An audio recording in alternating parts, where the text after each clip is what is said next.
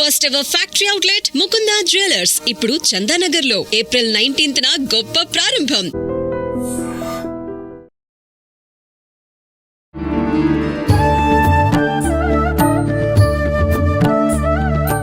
నమస్కారం, welcome to I dream. ధర్మ మార్గం విత్ విజిత కార్యక్రమానికి స్వాగతం. ప్రస్తుతం మనతో పాటు ఉన్నారు ప్రముఖ ఆధ్యాత్మికవేత్త ప్రొఫెసర్ సత్యనారాయణ మూర్తి గారు. ఇప్పుడు వారితో మాట్లాడదాం. నమస్కారం గురువు గారు. నమస్కారం మా విజిత.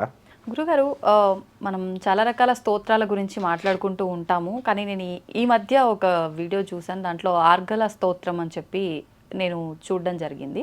అసలు ఏంటి ఈ స్తోత్రం? మనకి ఏ పురాణంలో ఉంది, లేదంటే ఎక్కడ ఉంది, అసలు ఇది ఏ శాస్త్రాల్లో ఉంది? దీన్ని ఎందుకు ఈ స్తోత్ర పారాయణం చేయటం వల్ల కలిగే ప్రయోజనాలు ఏంటి, అసలు ఎందుకు చేస్తారు తెలుసుకోవాలని అనిపించింది. ఒకసారి దాని గురించి తెలియజేయండి. తప్పకుండా అమ్మా. మనకి దేవీ భాగవతంలో, స్కాంద పురాణంలో ఈ యొక్క దేవి ఆర్గళ స్తోత్రం అనేటటువంటిది వస్తుంది. అలాగే చండీ సప్తసతి, దుర్గా సప్తసతి, మార్కండేయ పురాణంలో కూడా ఈ ఆర్గళ స్తోత్రం వస్తుంది. దీనికి అధిష్టాన దేవత చండీ అమ్మవారు, మహాలక్ష్మి, మహాకాళి, మహాసరస్వతి స్వరూపిణి అయినటువంటి ఇంద్రకీలాద్రి నివాసిని కనకదుర్గమ్మ తల్లి మొత్తము ఈ శక్తులన్నిటికీ అధిష్టాత్రి దేవత. అంటే మనము ఈ ఆర్గళ స్తోత్రంలో ఉన్న ప్రత్యేకత ఏంటంటే, ఒక్కొక్క అంగాన్ని నన్ను రక్షించు తల్లి అని చెప్పి ఆ స్తోత్రం ఉంటుందన్నమాట.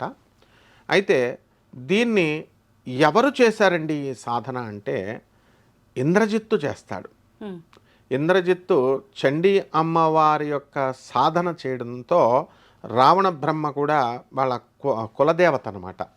ఆ చండీ అమ్మవారు ఏమవుతుంది, ఒక రోజున మండోదరి, ఈ రావణ యుద్ధం ప్రారంభమవుతోంది. ప్రారంభమయ్యే సమయంలో ఆర్గళ స్తోత్రంతో రావణ బ్రహ్మ బ్రహ్మాండంగా చేస్తాడు. అలాగే అర్జునకృత దుర్గాస్తవము అని ఉంటుంది, అది కూడా ఈ ఆర్గళ స్తోత్రం లాంటిదే అనమాట. అంటే అలాగే ధర్మరాజు కృత దుర్గాస్తవము, ధర్మరాజు చేశాడు, ఆయన డిపార్ట్మెంట్ ఆయనది, ఈయన డిపార్ట్మెంట్ ఈయనది, అర్జునుడిది. ఇవన్నీ ఒకటే. కాకపోతే రావణ బ్రహ్మ ఏం చేస్తాడంటే దాన్ని ఎక్సైటెడ్ స్టేట్లోకి లాక్కొస్తాడు. ఇప్పుడు ఫర్ ఎగ్జాంపుల్ లక్ష్మీదేవి ఉందమ్మా, లక్ష్మీదేవిని అర్జునుడును ఈయన ధర్మరాజు చేశారనుకోండి, గ్రౌండ్ స్టేట్ దేవత అంటాం. అంటే శాంతంగా ఉంటుంది ఇలాగ. ఎక్సైటెడ్ స్టేట్లో కంటే ఆమెను సాగదీస్తాడు. ఒక మామూలు ఉంగరం ఉంటే దాన్ని బాగా చేస్తే ఎలాగైతే సాగదీస్తామో ఆ శక్తిని తాంత్రిక దేవతగా మార్చేస్తాడు రావణాసురుడు, చండీగా మార్చేస్తాడు. అందువలన ఆ చండీ దేవతని మనము ఈ యొక్క ఆర్గళ స్తోత్రం అంటాం. ఇది మరి ఉగ్ర దేవతని మనం ఏం చేస్తున్నామంటే ఎక్సైట్ చేస్తున్నాము, మనము అమ్మవారిని మనము యాక్టివేట్ చేస్తున్నాం, ఆ ఎనర్జీని యాక్టివేట్ చేస్తున్నాం. సో ఇప్పుడు ఫర్ ఎగ్జాంపుల్ ఎలాగండి, ఏమండి స్తోత్రం చదవడం వల్ల వస్తుందా అండి, ఎనర్జీ వస్తుందా అండి, శక్తి వస్తుందా అండి అనే వాళ్ళకి సింపుల్ ఎగ్జాంపుల్, ఫైబర్ చైర్ మీద కూర్చున్న వాళ్ళు ఎవరైనా సరే, వాళ్ళు కూర్చున్న తర్వాత వెంటనే లేచిన తర్వాత ఏ వస్తువును పుట్టుకున్నా షాక్ కొడుతుంది. 1 గంట 2 గంటలు కూర్చోవాలి వీళ్ళు. స్టాటిక్ ఎలక్ట్రిసిటీ బాడీలోకి వచ్చేస్తుంది. స్టాటిక్ ఎనర్జీ అంటే కదలకుండా ఉన్నటువంటి ఎనర్జీ మన బాడీలో ప్రొడ్యూస్ అవుతుంది. కాబట్టి బయటికి వెళ్ళి ఎవరిని ముట్టుకున్నా లేకపోతే దేన్ని ముట్టుకున్నా ఎనర్జీ కరెంట్ షాక్ కొట్టినట్టుగా ఒక క్షణం వస్తుంది. అంటే ఏంటి, ఎనర్జీ బాడీలో ప్రవహిస్తుంది. అదేవిధంగా ఈ మంత్రాలు ఇవన్నీ కూడా జపించడం వల్ల లోపల స్టాటిక్ ఎనర్జీ వస్తుంది. అందువలన ఇక్కడ ఏమని ఒక భక్తుడు ఏం చేశాడంటే ఈ ఆర్గళ స్తోత్రాన్ని తెగ చదివేస్తుంటే ఆయన మొదటి భార్య చనిపోయింది. మా గురువు గారు అయినట్టు, ఇది లైవ్లో ఎగ్జాంపుల్ చెప్తున్నాను, ఇది ఎప్పుడో పురాణాల్లో ఎక్కడో జరిగిన సంఘటన కాదు. మా గురువు గారు అయినటువంటి ఉషశ్రీ గారు సుందరకాండ చెప్తారు కదా, ఆయన మొదటి తమ్ముడు పురాణ పంట రాధాకృష్ణమూర్తి గారు అంటే మా గురువు గారు జయశ్రీ టాకీస్ రాజమండ్రి దగ్గర ఉండేవారు. ఆయన దగ్గరికి ఒక భక్తుడు వచ్చాడు, గురువుగారు మా భార్య చనిపోయిందండి అన్నాడు. ఫస్ట్ భార్య. సరే అయిపోయిన తర్వాత అలా 4 భార్యలు 4 పెళ్ళిళ్ళు చేసుకున్నాడు. 4 భార్యలు చనిపోయారు. చనిపోతే ఏమిటిది, ఎందుకు ఇలా జరుగుతుంది అని అతను జ్యోతిష పండితుల దగ్గరికి వెళ్ళాడు. అసలు నీకు అలా జరగకూడదు, ఎందుకు జరుగుతోంది ఇది అని వాళ్ళు చెప్తున్నారు. ఆ జ్యోతిష్కులు కూడా మా గురువుగారు మధుర కృష్ణమూర్తి శాస్త్రి గారు, మా గురువుగారు అయినటువంటి మధుర కృష్ణమూర్తి శాస్త్రి గారు, ఆయన ఆ చక్రాన్ని చూసి నీకు ఇలా జరగకూడదే, ఎందుకు ఇలా జరిగింది అన్నారు. అప్పుడు జ్యోతిష పండితులు చూశారు, ఆధ్యాత్మికవేత్తలు చూశారు, చూసి ఏమీ ఫాల్ట్ లేదు, ఏంటి నువ్వేం పూజ చేస్తావు నాయన అని అడిగారు మా గురుగారు. నేను అప్పుడు ఉన్నాను స్టూడెంట్ని. అప్పుడు అమ్మవారండి, చండీ సప్తసత్ చేసేస్తున్నానండి అన్నాడు. ఓకే అయితే పర్వాలేదు, ఇంకేం చేస్తావు? ఆర్గళ స్తోత్రం చేస్తున్నానండి అన్నాడు. బాగుంది, మరి అది పట్రా అన్నారు. ఎందుకో ఈయనకి డౌట్ వచ్చి, నువ్వు చదువుతున్నావు కదా అని. అందులో మమ భార్యాం రక్షతు రక్షతు అని చదివే బదులు అది ప్రింటింగ్ మిస్టేక్స్ ఏం పడింది, మమ భార్యాం భక్షతు భక్షతు అని పడింది. అదే చదివేస్తున్నాడు ఆయన. పెద్దగా చదువులేదు ఆయనకి. భక్షతు భక్షతు అనగానే తినేస్తుంది. అమ్మవారిని పిలుస్తున్నాడు, నా భార్యను తినే అంటున్నాడు. అందుకే మొదటి భార్య పోయింది, రెండో భార్య పెళ్లి చేసుకుంటే ఆమె పోయింది, ఇలా కంటిన్యూస్ జరుగుతుంది అనమాట. కాబట్టి ఇలాంటి మేజర్ మిస్టేక్స్ అంత శక్తివంతమైనటువంటిది. ఇదంతా కూడా రుద్రయామల మంత్రశాస్త్రము అని ఒకటి ఉంటుంది.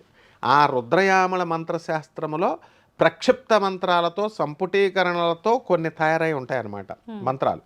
ఆ మంత్రాలకి అవి చేసుకుంటారు చాలామంది. దానికి రక్షణగా ఈ ఆర్గళ స్తోత్రం చేసుకుంటే ఏం కాదనమాట. ఇతను ఏం చేసేవాడంటే, ఈ ఆర్గళ స్తోత్రం వల్ల చనిపోవడం లేదు అతని భార్య. ఇంకేం చేస్తావు అంటే, నేను ఖాళీ సాధన చేస్తానండి, నంబూరు గుంటూరు దగ్గర ఖాళీ హనుమాన్ సాధన ఉందండి, హనుమత్ ఖాళీ సాధన అని అనేవారు. మేము చిన్నప్పుడు అన్నీ ఎవరు దేవి సాధన చేస్తారంటే వాళ్ళ దగ్గరికి వెళ్ళిపోయేవాళ్ళం, ఊర్లో వెళ్ళిపోవడం, చూడడం, కాళికాదేవి ఫోటో ఉంటే చాలన్నమాట. అట్లా సరే బాగుంది, ఈ అర్గళా స్తోత్రం చేసుకో నాయన అన్నారు. అర్గళా స్తోత్రం చేసుకున్న తర్వాత వాళ్ళ భార్య మిగిలిపోయిందనమాట. అందువలన ఎవరు మరణించలేదు, ఇక స్టాప్ అయింది. అంటే అర్గళా స్తోత్రంలో ఏముంటుంది అంటే భార్య భర్తలు ఒకరి క్షేమం కోసం ఒకరు చేసుకోవచ్చు. అంగాన్ని మనల్ని ఇప్పుడు మంత్రం చదివేటప్పుడు మంత్రం ఏం చేస్తాం, ఆం అంగుష్టాభ్యాం నమః, ఇలా తర్జనీభ్యాం ఇవన్నీ చదివేసి హృదయాయ నమః, శిఖాయ వషట్టు ఇట్లా చెప్పేసి ఇతి దిగ్బంధ అని దిగ్బంధనం చేస్తాం మనం ఏ మంత్రం చేసినా. అంటే బయట అసురశక్తులు, ఈ అసురశక్తులు అంటే రాక్షసులు ఆకాశంలో నుంచి వచ్చి రామచంద్రుడు హోమం చేస్తుంటే, ఋషులు చేస్తుంటే మాంసం మొక్కలు వేసేవారు, అలా చేయక్కర్లా. ఫోన్ వస్తుంది మనకి, మనం ఈ పూజ వదిలేసి వెళ్ళిపోతాం. లేదా ఎవరో వస్తారు, ఎవరో చుట్టాలు వస్తారు, ఎవరో పిలుస్తారు. అవే ఆ శక్తులు ఏవి మనం చేసేటటువంటి సాధన 15 నిమిషాలు కూడా ఎవరో డిస్టర్బ్ చేయకూడదని దిగ్బంధనం చేసుకుంటాం. అదే అర్గళా స్తోత్రం. అర్గళా స్తోత్రంలో ఏమని ఉంటుంది, నేను తర్వాత చేయబోయేటటువంటి మంత్ర అనుష్ఠానం, చండీ మంత్రం అవ్వచ్చు, గాయత్రి మంత్రం అవ్వచ్చు, రాముల వారి మంత్రం అవ్వచ్చు, ఏదైనా అవ్వచ్చు, ఆ మంత్రాలన్నీ నేను ముందుకు వెళ్తాను కాబట్టి అమ్మ నేను ఇక్కడ ఈ నన్ను ముందు రక్షించు, నేను ఉండాలి కదా, ఫస్ట్ ఎగ్జిస్టెన్స్ నేను ఉండాలి కదా, నేనుంటేనే నెక్స్ట్ మంత్రానుష్ఠానం ఇవన్నీ చేస్తాను. కాబట్టి ఏమంటాము, నా యొక్క నయనములు శిరోమే రక్షతు, తర్వాత శిఖాయ వషటు, మొత్తం శిఖాన్ని మమ దిక్కుల్ని కూడా దిగ్బంధనం చేసుకుంటాం. నా కళ్ళని రక్షించు, మమ భార్యాం రక్షతు, మమ భార్యాం రక్షతు. ఎవరు భార్యను రక్షించేది? భైరవి అమ్మవారిని పిలుస్తాం. అలా మమ సంపదాన్, మన యొక్క సంపదల్ని రక్షించేటటువంటిది మహాలక్ష్మి. మమ సంతానాన్ని రక్షించేటటువంటిది ఒక కాత్యాయని. ఇట్లా ఒక్కొక్క అంగాన్ని, మన శరీరంలో ఉన్నటువంటి అంగాలని, మనకి లింక్ అయి ఉన్నటువంటి మన పరివారాన్ని, మన స్నేహితుల్ని, అందరినీ కూడా మన యొక్క జ్ఞానాన్ని కూడా రక్షించి, మన బుర్రని, ఆయుర్దాయాన్ని, ఆయురక్షతు, అట్లా ఒక్కొక్క దేవతని రక్షించమని చెప్పేసి ఈ అర్గళా స్తోత్రంలో చెప్పబడి ఉంటుంది. ఎవరైతే ప్రతిరోజు ఈ 11 సార్లు కనుక ఈ యొక్క అర్గళా స్తోత్రాన్ని జపిస్తారో, ఎంతో పేజ్ ఉండదు, జస్ట్ ఒక 50 శ్లోకాస్ ఉంటాయన్నమాట. ఈ 50 శ్లోకాల్లో కనుక ఎవరైతే కనుక పారాయణ చేస్తారో నిత్యము, భయంకరమైనటువంటి కష్టాల నుంచి కూడా బయటకు వచ్చేస్తాడు. ఎటువంటి వాళ్ళైనా సరే. దీనికి కారాగృహంలో ఇరుక్కుపోయినటువంటి వాళ్ళు, అపనిందలు పడినటువంటి వాళ్ళు, అత్తమామల ప్రాబ్లమ్స్తో ఏ కారణం లేకుండా అకారణంగా మానసిక వ్యధ పొందినటువంటి వాళ్ళు, సంతానం లేక ఇలా రకరకాల సంపదలు, ఇక ఈ కడు పేదరికంలో ఉన్నటువంటి వాళ్ళు, ఇలా అన్ని సమస్యలకి ఒకే ఒక్క పరిష్కారం అర్గళా స్తోత్రం. ఇది సాక్షాత్తు మహాలక్ష్మి, మహాకాళి, మహాసరస్వతి దేవతల స్వరూపమైనటువంటి దుర్గాదేవతకు సంబంధించినటువంటి స్తోత్రము. ఇది సౌత్ ఇండియాలో, నార్త్ ఇండియాలో అన్ని చోట్ల కూడా చదువుతారు. ఇది మహాపండితులకు మాత్రమే మనకి ఇది అందుబాటులో ఉంటుంది. అందువలన నువ్వు చేసినటువంటి ఆ వీడియో మన గురువు గారు అయినటువంటి మొత్తం ప్రపంచానికి గురువు గారు అయినటువంటి చాగంటి గారిదన్నా అవ్వచ్చు, సామ్వేదం గారిది, ఎవరో ఒకటిది ఈ వీళ్ళ దాంట్లోనే ఉంటుంది. మామూలు కామన్ మ్యాన్కి ఉండే దాంట్లో ఉండదన్నమాట. కాబట్టి కానీ వాళ్ళు చెప్పిన ఉద్దేశం ఏంటంటే కామన్ మ్యాన్ బాగుపడాలని వాళ్ళు చెప్తారు. దీంట్లో ఉన్నటువంటి ఔన్నత్యాన్ని జనమంతా తీసుకొని, మహిమను తీసుకొని వాళ్ళ కనుక జస్ట్ 10 మినిట్స్లో అయిపోతుంది. ఈ 10 మినిట్స్లో కనుక వీళ్ళ కనుక ఈ మంత్రాన్ని ఈ యొక్క స్తోత్రాన్ని చదువుకుంటే అందరూ చదవచ్చు. స్తోత్రం అంటే అందరూ చదవచ్చు అనమాట. ఇది కనుక చదువుకుంటే ప్రపంచంలో వీళ్ళకు ఉన్నటువంటి శత్రుబాధ పోతుంది, అన్ని బాధలు పోతాయి. ఇది కృష్ణదేవరాయల వారు ఈ స్తోత్రాన్ని పఠించారని చెప్పేసి శాస్త్రం చెప్తుంది. ఎందువల్లంటే బెజవాడ కనకదుర్గమ్మ తల్లి గుడికి కూడా ఆయన శ్రీకృష్ణదేవరాయల వారు వచ్చారు. మనకి తిరుపతే కాదు, వచ్చిన తర్వాత కృష్ణదేవరాయల వారే ఆ తిరుపతి గుడిని డెవలప్ చేశారు. ఆ టైంలోనే వచ్చి మన బెజవాడ కనకదుర్గమ్మ తల్లి ఇంద్రకీలాద్రి కనకదుర్గమ్మని ఆర్గళా స్తోత్రంతో కృష్ణదేవరాయల వారు స్తోత్రం చేశారని చెప్పి మనకి క్లియర్గా ఆర్కియలాజికల్ డిపార్ట్మెంట్లో నమోదై ఉందమ్మా. ఓకే, సంతోషం గురుగారు. నిజంగా దానికి సంబంధించిన విశిష్టతనంతా కూడా చాలా చక్కగా వివరించారు. అసలు ఏంటి నిజంగా ఇది ఒక స్తోత్రం ఉంటే ఎందుకు ఎవరు ఎక్కడ మాట్లాడలేదని అనిపించింది, కానీ చాలా మంచి వివరణ ఇచ్చారు. ధన్యవాదాలు.